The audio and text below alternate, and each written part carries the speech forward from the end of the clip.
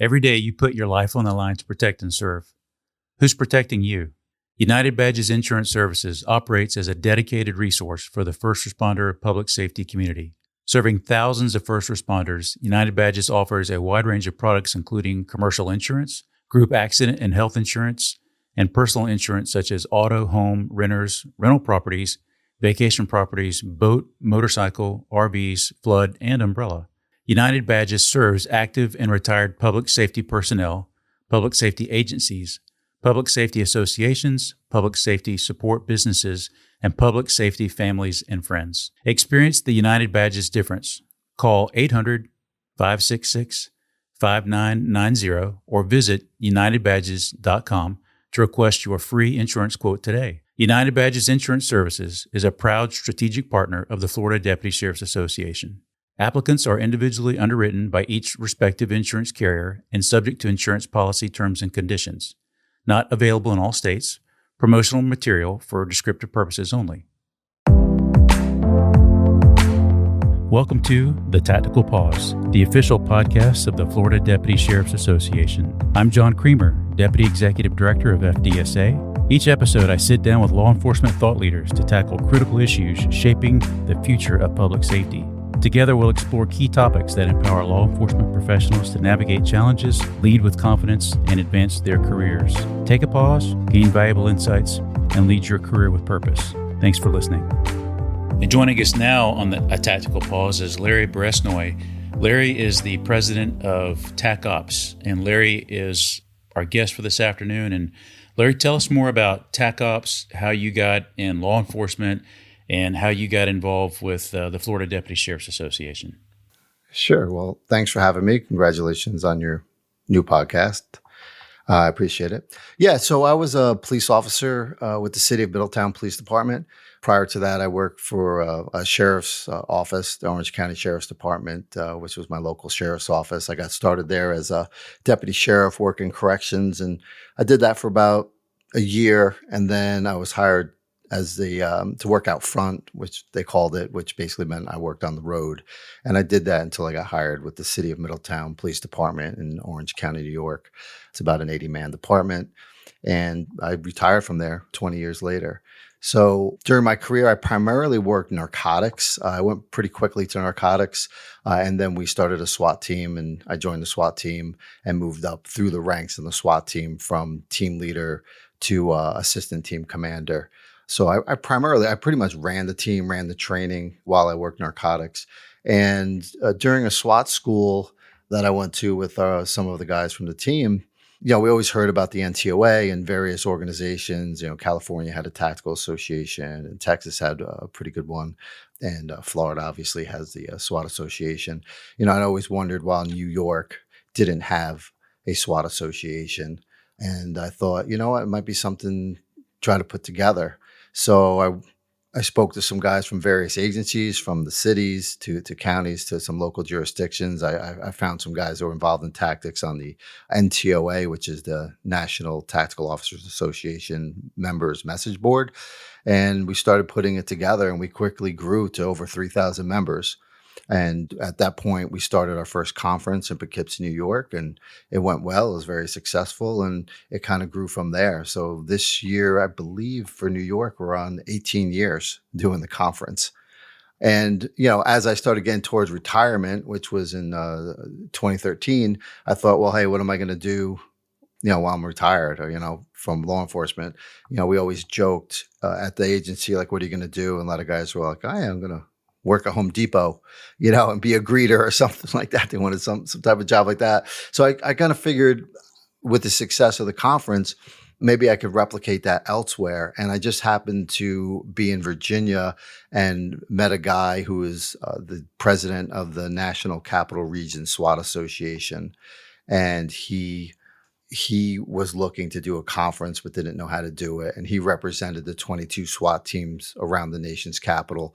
And we kind of partnered up, and we started one in Washington, D.C. And then that grew. We did one in Las Vegas before COVID. And now we're doing Nashville. And obviously we had mutual friends connect us together, me and you and Keith with the Deputy Sheriff's Association of Florida, to do one in Florida. So it's kind of a quick progression, but at DC, I think we're in year 12. Like I said, New York, year 18. Florida is going to be year 1. Nashville's year 5. And Vegas, we stopped doing because the guys just kind of disappeared. I don't we couldn't get them to class. And, after COVID, we got rid of that one. But the events have been great, very successful. Enjoy doing them. Enjoy providing the service for the guys. I know I had the privilege of coming up to Nashville, and I appreciate that invitation. And I didn't know what to expect. I didn't have a lot of background, and I was blown away. And I called Keith, our executive director from the vendor hall, and I said, "This is lightning in a bottle. This is a fantastic experience." So I'm grateful for that. So here in Florida, like you said, it's year 1, and we're going to be in Jacksonville, May 28th, 29th, and 30th. And there's more information on our website, which is fldeputyssheriffs.org. There's a tab that you can click on that goes straight to the conference link. But what can an attendee expect to find or leave with? What's on the bubble? What's coming? Well, first and foremost, I think one of the things we really pride ourselves in is putting on a professional and organized event. And that's first and foremost. So the guys are going to come there. They're going to know they're going to be able to check in. It's very easy. They're going to get all the information they need. And what I think that we provide is an excellent place for officers to network with each other, to share ideas and best practices, to get away from work in an environment where it's kind of a relaxed environment, but also very serious about training. And we provide a good mix for the officers.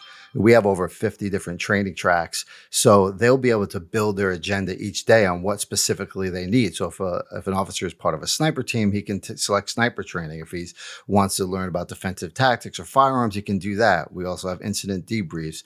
We have instructor certifications for the officers, which is a really big selling point also for the administration, where they can get their certifications at the event, during the event. So those certifications, for example, would be distraction device instructor, or chemical munitions instructor, or impact munition instructor, or pepper ball instructor, or taser instructor, AR-15 armorer, and those types of things. So most agencies will have to recertify every 3 to 5 years.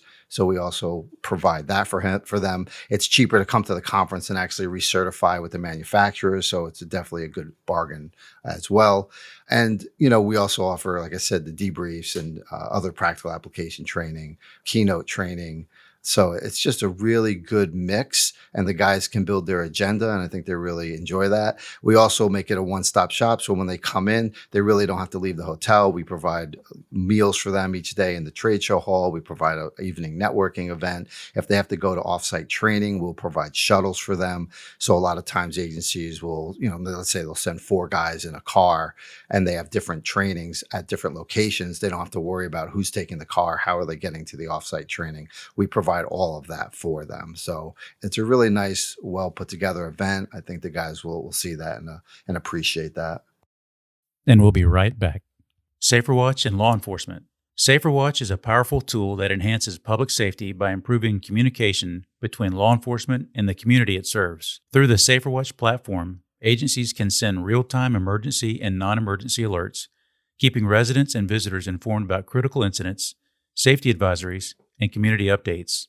Additionally, SaferWatch allows the public to report crime tips, suspicious activities, and threats, providing law enforcement with valuable intelligence. SaferWatch tips have led to the prevention of school shootings, stopped sexual predators, caught wanted fugitives and burglary suspects, and has even prevented suicides. This easy-to-use two-way communication tool ensures faster response times and helps protect the community proactively. By empowering both citizens and law enforcement, SaferWatch fosters a safer, more connected community. For more information, visit SaferWatchApp.com or download the free SaferWatch app on iOS or Android. Now back to the show. Yeah, I know in Nashville you made what we call down here, you made the whole process cop-proof. So it was easy. People just got in line. The check-in process was easy, and then they were greeted by your staff, and it was just a well-oiled machine, and I think people will appreciate that as well. Yeah, I appreciate that. Yeah, and I have a great staff. There's about 12 officers that some of them are retired now, but I remember some of them starting with me 18 years ago, and they were rookies on the police department, and now they're retired and they're running correctional facilities somewhere. Everyone's kind of moved up, but they've been with me all those years. So most of the staff knows how to run the event. They are excellent with the attendees. They can answer any question. We're always here to help. We're always very friendly. And we really appreciate the guys coming and supporting the event and getting the additional training to help them, be better officers and help serve their community in a better way, a more professional way, and safer way. Yeah, and the vendor hall in Nashville was amazing. It was packed. You had so many vendors in there with relevant, tools of the trade and information and new technology. And the same thing is going to apply here in Jacksonville, right? Yes. Yeah, we have, I think we're almost sold out now. I have about 100 vendors that'll be there. And from, all different aspects of law enforcement, we'll have from armored vehicles and weapon manufacturers to patches you can put on your uniform. So it's a very large mix. And I think it's a little something for everyone. And we're really proud of the trade show we've put together, especially in Florida. It's for a first year event. It's very well received by the exhibitors, and I think that's a testament to the reputation that we have in the community. We always treat our vendors well. We always put on a really good event. We always make sure there's dedicated vendor show time, and that's one of the things that the attendees need to understand is that the event is really threefold, right? We want to have a vendor show where they can learn about the latest products, services, technologies. We also want to have the training aspect of it. And then we also want to have the networking aspect of it. And we think all three are very important. I would say the number one focus is the training, but the other two are a very important part of it also. So we always leave enough time for the vendor show. And we also make it fun too. The vendors give away thousands and thousands of dollars worth of prizes. We give away multiple weapons and bulletproof vests and a lot of different things. So we make it fun for them to be in there also. They can learn about the product, services, technologies, and also win prizes in between classes. So it's definitely a good mix. Good. That sounds great. And let me ask you more of a personal question. So the first conference you went to when you were a young operator, and I think you picked up a nickname back then, how does that conference compare with what you've built today? I mean, you're not going to show up here with sandals and shorts. This is so. How does this compare to what you saw when you were a young operator compared to where you are now? Well, I'll tell you that sandal story. That was from a SWAT school, but yeah. So I mean, just quick on that story. Really, I went to a SWAT school. The first day on the agenda said it was classroom, and it turned out to be the range. And I showed up to SWAT school with sandals and shorts for the classroom portion. And then the hotel was too far to go back. So we ended up at the range in sandals and shorts.